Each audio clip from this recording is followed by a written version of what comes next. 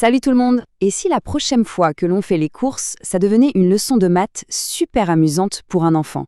C'est exactement de ça qu'on va parler aujourd'hui. Comment on peut se servir du supermarché pour apprendre à compter, sans même sortir un cahier? C'est parti! Voilà, tout part de cette idée, qui est la clé de tout. Ça nous rappelle que l'apprentissage, ça ne se passe pas que dans une salle de classe. Les moments les plus simples de notre quotidien peuvent devenir les meilleures leçons qui soient. Alors, pourquoi est-ce si important de sortir des sentiers battus? Parce que pour beaucoup d'enfants, les chiffres sur une feuille de papier, c'est purement abstrait. Ça n'a pas vraiment de lien avec le monde réel. Imaginez une seconde. Pour un enfant qui découvre le monde, ces symboles, le 2, le signe plus, le 3, ça peut paraître complètement arbitraire, totalement déconnecté de la réalité qu'il ou elle peut toucher et voir tous les jours. C'est un peu comme apprendre une langue sans jamais avoir le droit de la parler. Et c'est là qu'on voit bien toute la différence. D'un côté, on a des symboles, des règles un peu rigides. De l'autre, on a la vraie vie, avec des objets bien réels qu'on peut toucher, qu'on peut compter, et dont on comprend l'utilité tout de suite. Alors, comment on fait le pont entre ces deux mondes? C'est là qu'intervient une philosophie d'apprentissage un peu différente, une approche qu'on pourrait appeler l'approche petit génie. L'idée est toute simple, c'est l'éducation par la vie. On intègre l'apprentissage directement dans les activités de tous les jours. Du coup, les maths, ce n'est plus une matière scolaire, ça devient un outil pour explorer le monde.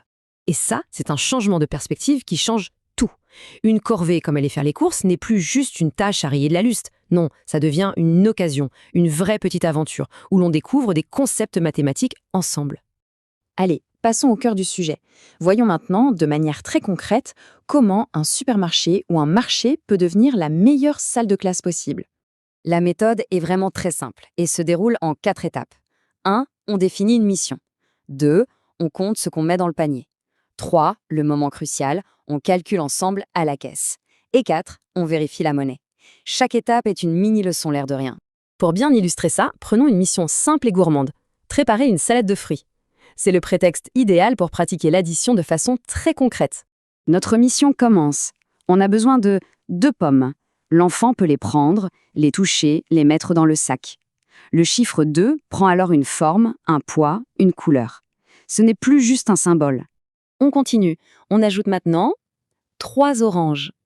De la même façon, l'enfant participe activement. On a maintenant 2 groupes de fruits bien distincts dans notre panier. C'est le moment de poser la question magique. Mais attention, ce n'est plus combien font 2 plus 3, mais combien de fruits délicieux on a pour notre salade.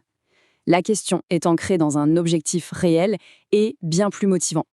Et voilà, en comptant simplement les objets un par un, on arrive à la réponse.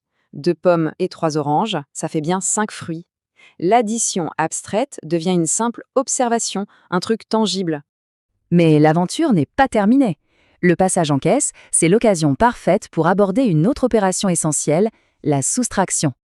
Ce scénario est universel, pas vrai? Nos courses coûtent 8 €. On donne un billet de 10, la question « Combien va-t-on nous rendre ?» se transforme en un vrai petit problème de soustraction. C'est l'application directe de 10 moins 8. Tout ça peut sembler beaucoup, mais pour commencer, c'est en fait très simple. On peut se concentrer sur une seule petite action, un premier pas super facile à mettre en place dès la prochaine sortie. Alors, comment on se lance sans se prendre la tête? Eh bien, la réponse est plus simple qu'on pourrait le croire. Voici le conseil le plus simple et, je pense, le plus efficace.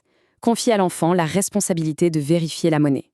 C'est un acte de confiance qu'il valorise et qui rend le calcul mental soudainement très concret et très important.